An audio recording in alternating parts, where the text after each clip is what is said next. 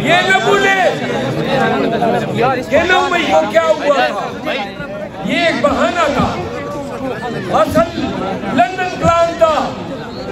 खान ने 2022 अक्टूबर में कहा था कि नवाज शरीफ को लाने से कबल वो चाहता है कि मुझे जेल में डलवाया जाए। शहीद किया 9 मई के नाम पे 100 लोगों को अपने गोलियां मार के जख्मी किया।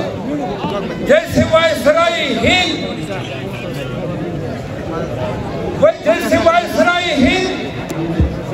आ रहे हैं, बेशक आप उसको सुरखाब के पर लगा दें, शक्ल उसकी फिर भी चोर होती है, आपकी वोट की पर्ची नहीं होगी। इस दफा 8 फरवरी को तमाम पाकिस्तानियों ने पहले घर में तमाम ज़ईफ़ों और बूढ़ों को आपने पुलिस स्टेशन लेकर जाना है। 8 फरवरी को जो वोट पड़ेगा वो रिकॉर्ड तोड़ वोट होगा। खान कहते हैं कि 8 फरवरी को जो वोट पीटीआई को पड़ेगा वो भी रिकॉर्ड तोड़ वोट होगा।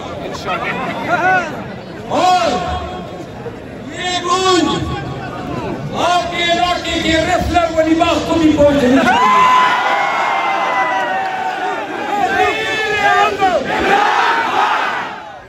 जरा जोर से वज़ीर आज़म, वज़ीर आज़म, वज़ीर आज़म, पीटीआई जिंदाबाद, पीटीआई जिंदाबाद।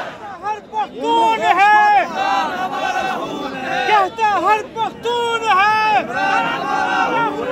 कहता हर पख्तून है, कहता हर पख्तून है।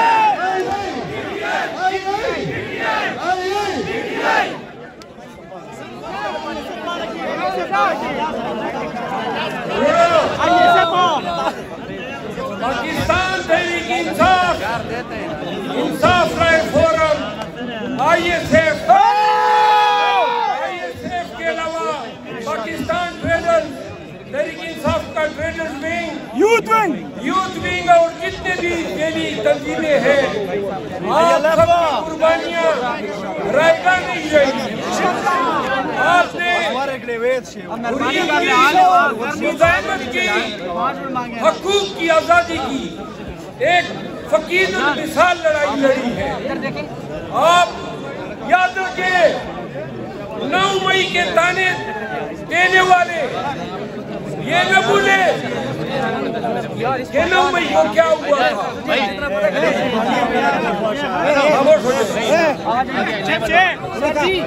मीडिया वालों को खड़े नहीं होने दे रहे।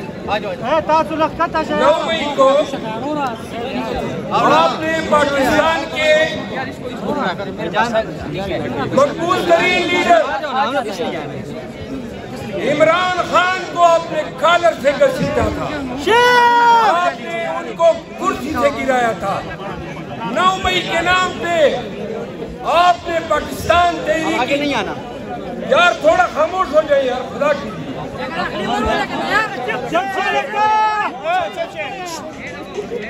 9 मई के नाम पे आपने पाकिस्तान तहरीक इंसाफ के 25 वर्करों को शहीद किया।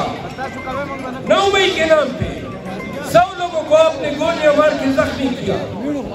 9 मई के नाम पे 4 जवान उम्र भर के लिए मौजूद हो गए। यार आज लगता है देश के इर्द खवातीन ही क्या है न खोपली सही का ना दो रखो बनाया हुआ है। 9 मई को ये एक बहाना था, असल लंदन प्लान था। खान ने 2022 अक्टूबर में कहा था कि नवाज शरीफ को लाने से कबल वो चाहता है कि मुझे जेल में डलवाया जाए। उन्होंने कहा फिर नवाज शरीफ को लाया जाएगा, फिर उनके केसेस का सफाया किया जाएगा। ये अक्टूबर 2022 के बयान है, फिर फरवरी 2023 के बयान है। वही हुआ, नवाज शरीफ को लाया गया, इससे कबल खान को पाबंद सलासल किया गया और नवाज शरीफ को इस तम तराक जाओ जलाल के साथ लाया गया। जैसे वायसराय हिंद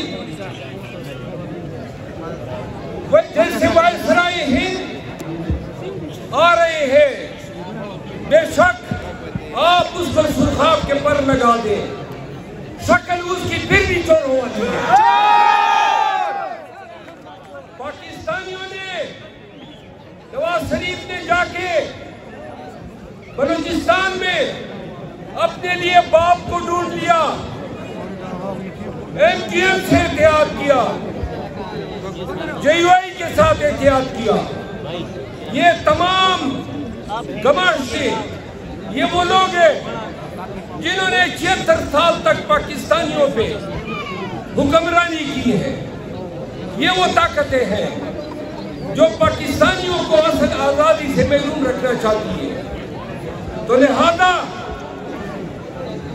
खान का पैगाम है कि पाकिस्तानियों, सारी उम्र आपने वोट दिए हैं, लेकिन इस दफा आपने सिर्फ वोट नहीं देना है, इस दफा आपकी वोट की पर्ची नहीं होगी।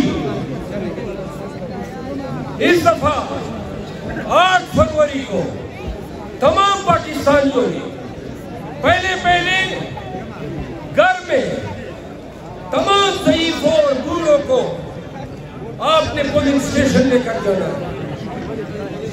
खान कहते हैं इस दफा 70% वोट पड़ेगा, 38% से कभी ज्यादा नहीं पड़ा है।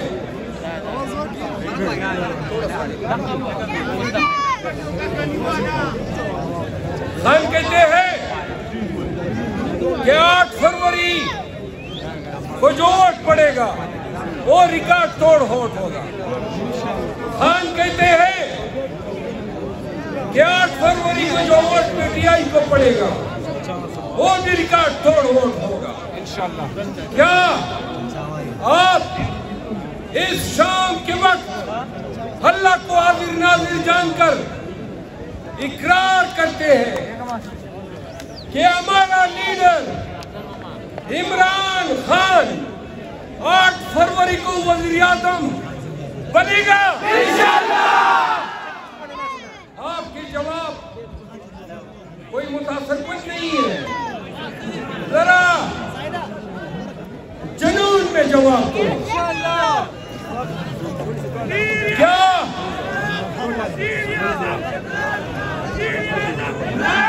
जवाब दे?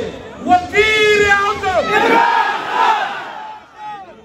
नहीं, ये गूंज इस्लामाबाद तक पहुंचनी चाहिए और ये गूंज आपके इलाके के रेसलर वलीबाग को भी पहुंचनी चाहिए।